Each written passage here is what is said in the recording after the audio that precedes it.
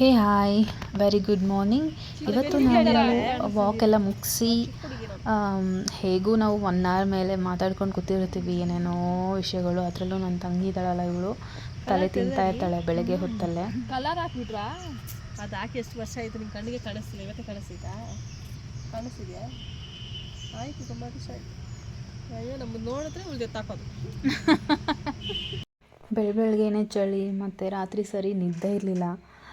So ಹಾಗಾಗಿ ಆರಾಮಾಗಿ ಅವಳ ಮೇಲೆ ಮಲ್ಕೊಂಡ್ಬಿಟ್ಟಿದ್ದೆ. ನನ್ನ ತಂಗಿ ಫುಲ್ಲು ರೋಸ್ಟ್ ಮಾಡ್ತಾಯಿತ್ತು ನಮ್ಮನ್ನು. ಅಲ್ಲಿಂದ ಹೊರಟು ಕೆಫೆಗೆ ಹೋಗಿದ್ವಿ.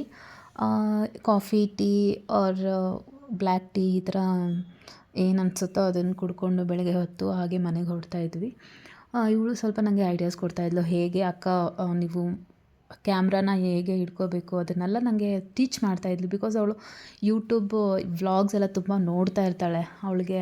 ಸೊ ಅದಕ್ಕೆ ನನಗೆ ಐಡಿಯಾ ಹೇಳ್ತಾಯಿದ್ಲು. ಡೈಲಿ ವ್ಲಾಗ್ಸ್ ಮಾಡಿ ಅಂತಲೂ ಹೇಳ್ತಾ ಇರ್ತಾಳೆ. ಒಂಥರ ಮೋಟಿವೇಶನ್ ಅವಳು ನನಗೆ. ಎಲ್ಲ ಮುಗಿಸ್ಕೊಂಡು ಮನೆಗೆ ಹೋದೆ. ಮನೆಗೆ ಬರೋಷ್ಟರಲ್ಲಿ ಟೈಮೇ ಆಗೋಗಿತ್ತು. ಅಷ್ಟರಲ್ಲಿ ಮಗು ಎದ್ಬಿಟ್ಟಿದ್ದ. ಬ್ಯಾಕ್ ಡೋರ್ ಓಪನ್ ಮಾಡಿದೆ, ಬಿಕಾಸ್ ಸ್ವಲ್ಪ ಗಾಳಿ ಬರಲಿ ಅಂತ. ಕತ್ಲೆ ಇರುತ್ತೆ ಇಲ್ಲ ಅಂದರೆ. ಸೊ ಅವನ ಜೊತೆ ಸ್ವಲ್ಪ ಹೊತ್ತು ಟೈಮ್ ಸ್ಪೆಂಡ್ ಮಾಡಿ ಹಾಗೆ ಅವನ್ನ ಪ್ಯಾಂಪರಿಂಗ್ ಮಾಡ್ತಾಯಿದ್ದೆ. ಇದೆ ನಾನು ಮಾಡೋ ಡೈಲಿ ಕೆಲಸ ಅಂದರೆ ಇದೆ. ಅವನು ಎದ್ದಿದ ತಕ್ಷಣ ಬಿಡೋದೇ ಇಲ್ಲ ಅವನ್ನ. ನಾನು ಎಷ್ಟು ಮುತ್ತು ಕೊಡ್ತಾ ಇರ್ತೀನಿ ಅಂದರೆ ಕೌಂಟಿಂಗ್ ಇಲ್ಲ ಆ ಥರ. ಮತ್ತು ಇನ್ನೊಂದು ಏನಂದರೆ ಅವನು ಅಪ್ಪ ಮಗ. ನಾವೆಷ್ಟೇ ಅವನ್ನ ಪ್ರೀತಿಯಿಂದ ನೋಡಿಕೊಂಡ್ರು ಅವ್ರ ಅಪ್ಪನ ಬಿಟ್ಟು ಬರೋಕ್ಕೆ ಮನಸ್ಸು ಬರೋಲ್ಲ ಅವನಿಗೆ. ಗಡಿ ಬಿಡಿ ಲೇಟ್ ಆಯಿತು ಅಂತ ಓಡ್ತಾಯಿದ್ರು ಕೆಲಸಕ್ಕೆ. ಹಾಗೆ ಏನೋ ಮರೆತರು, ತಿರ್ಗಾ ಬಂದರು. ಸಾಕ್ಸ್ ಮರೆತೆ ಅಂತ ತಿರ್ಗಾ ಬಂದರು.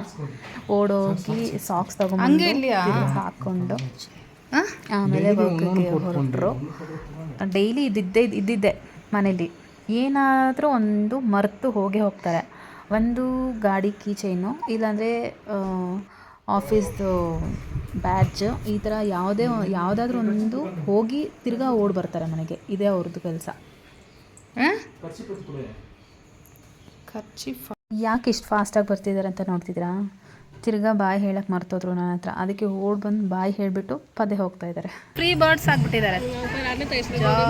ಹಂಗೆ ಬರ್ ಪೋಸ್ ಯಾರು ಫೋಟೋ ಬಿಡ್ಸಿರ್ತಾರೆ. ನಾವಿವತ್ತು ಇಲ್ಲಿಗೆ ಬಂದಿದ್ದೀವಿ ಅಂತ ನಿಮಗೆ ಆಲ್ರೆಡಿ ಗೊತ್ತಾಗಿರಬೇಕು. ಎಸ್, ಇಸ್ಕಾನಿಗೆ ಬಂದ್ವಿ. Sudden plan. ನಾವು ಒಂದು ಟೈಮು ಏನೇ ಪ್ಲ್ಯಾನ್ ಮಾಡಿದ್ರೂ ಅದು ಎಕ್ಸಿಕ್ಯೂಟ್ ಮಾಡಲ್ಲ. ಬಟ್ ಸಡನ್ ಪ್ಲ್ಯಾನ್ ಮಾಡೋದು ಟೈಮ್ಸ್ ಅದು ವರ್ಕೌಟ್ ಆಗುತ್ತೆ. ಮಕ್ಕಳ ಜೊತೆ ತುಂಬಾ ಖುಷಿ ಅನಿಸ್ತು ಅವತ್ತು ಬಂದಿದ್ದು. ಸುಮಾರು ವರ್ಷಗಳಾಯಿತು ಈ ಟೆಂಪಲ್ಗೆ ಬಂದು. ಒಳ್ಳೆ ಮೆಮೊರೀಸ್ ಸಿಕ್ತು. ಆ್ಯಂಡ್ ಮುಖ್ಯವಾಗಿ ತುಂಬ ಪೀಸ್ಫುಲ್ ಅನಿಸ್ತು ನನಗೆ. ತುಂಬಾ ಕ್ರೌಡ್ ಇರಲಿಲ್ಲ. ಆರಾಮಾಗಿ ದರ್ಶನ ಮುಗಿಸ್ಕೊಂಡು ವಾಪಸ್ ಮನೆಗೆ ಬಂದ್ವಿ. ಮನೆಗೆ ಬಂದು ಅಲ್ಲಿಂದ ಅಕ್ಕ ಮನೆಗೆ ಬಂದಿದ್ವಿ. ಅಕ್ಕ ಪ್ರೆಗ್ನೆಂಟ್ ಇರೋದ್ರಿಂದ ಅವ್ರಿಗೆ 5th ಮಂತ್ ಸೆಲೆಬ್ರೇಷನ್ ಮಾಡ್ತಾಯಿದ್ವಿ. ಮನೆಯಲ್ಲೇ ಪುಟ್ಟದಾಗಿ ಅವ್ರಿಗೆ ಆರತಿ ಎಲ್ಲ ಮಾಡಿ ಫಂಕ್ಷನ್ ಮಾಡಿದ್ವಿ.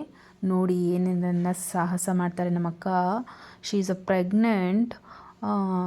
ನನಗಂತೂ ಲಿಟ್ರಲಿ ಭಯ. ಎದೆಯಲ್ಲಿ ಡಬಡ ಅಂತ ಹೊಡಿತಾ ಇದ್ದಾರೆ ನನಗೆ. ಇವರು ಹತ್ಕೊಂಡ್ಬಿಟ್ಟಿದ್ದಾರೆ, ಟೇಬಲ್ ಹತ್ಕೊಂಡ್ಬಿಟ್ಟು ದೇವ್ರಿಗೆ ಮಾಲೆ ಹಾಕ್ತಿದ್ದಾರೆ. ಅದು ನಾವಿರುವಾಗ ಆ ಥರ ಮಾಡಲ್ಲ ಅಂತೆ. ಎವ್ರಿ ಟೈಮ್ ಹೀಗೆ ಮಾಡ್ತಾ ಇರ್ತಾರಂತೆ. ನನಗಂತೂ ನಾನು ಬೈತಾ ಇದ್ದೆ ಕೆಳಗಡೆ ಬನ್ನಿ ಅಂತ. ಹಾಗೆ ನಮ್ಮನೆ ಕುಟ್ಟೀಸ್ ಇಬ್ಬರನ್ನೂ ಎತ್ಕೊಂಡು ಆಡಿಸ್ಕೊಂಡು ಹಾಗೆ ಫನ್ ಮಾಡ್ತಾಯಿದ್ದೆ. ಹಾಗೆಯೇ ನನ್ನ ತಂಗಿ ನೋಡಿ,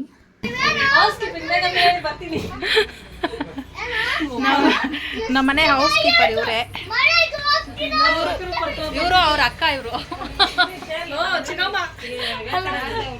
ಅವ್ರ ಅಕ್ಕ, ಸೆಕೆಂಡ್ ಹೌಸ್ ಕೀಪರು. ಹೀಗೆ ನನ್ನ ತಂಗಿನೂ ನನ್ನ ಚಿಕ್ಕಮ್ಮನೂ ರೇಗಿಸ್ತಾ ಇರ್ತೀನಿ. ಅವರಿಬ್ಬರನ್ನ ಮಾತ್ರ ಅಲ್ಲ, ಯಾರ್ಯಾರು ಸಿಗ್ತಾರೆ ಎಲ್ಲರೂ ರೇಗಿಸ್ತಾ ಇರ್ತೀವಿ. ನಾನು ಅಷ್ಟೇ. ನಾನು ಕಡಿಮೆ ಹೇಳಬೇಕು ಅಂದರೆ, ಇವಳು ನೋಡಿ ನೀರು ಕುಡಿತಿದ್ದಾಳಲ್ಲ, ಅವಳು ರೇಗ್ಸೋಕ್ಕೆ ಸ್ಟಾರ್ಟ್ ಮಾಡಿಬಿಟ್ರೆ ಎಲ್ಲರೂ ಹತ್ತು ಬಿಡಬೇಕು ಆ ಥರ ರೇಗಿಸ್ತಾ ಇರ್ತಾಳೆ ಗೈಸ್. ನಮ್ಮ ಚಿಕ್ಕಮ್ಮಗೆ ಫುಲ್ ರೋಸ್ಟ್ ಮಾಡ್ತಾಯಿದ್ದೆ. ಅವರು ಕೆಲಸದಲ್ಲಿ ತುಂಬ ಬ್ಯುಸಿಯಾಗಿಬಿಟ್ಟಿದ್ರು, ಅದರಲ್ಲಿ ಫೋಕಸ್ಡ್ ಆಗಿದ್ದರು. ಅದ್ರ ಗ್ಯಾಪಲ್ಲಿ ನಾನು ಅವರಿಬ್ಬರನ್ನು ಫುಲ್ ರೋಸ್ಟ್ ಮಾಡ್ತಾಯಿದ್ದೆ.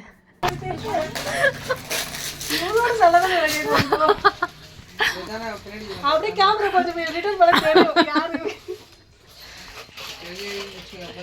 கூப்பிடுங்க யாருன்னா ஹவுஸ் கீப்பிங் வேலைக்கு இருந்தால் கூப்பிட்டு ಇವರು ನಮ್ಮನೆ ಮಾರಮ್ಮ அல்லம்மா ஆரம்பல அல்லம்மா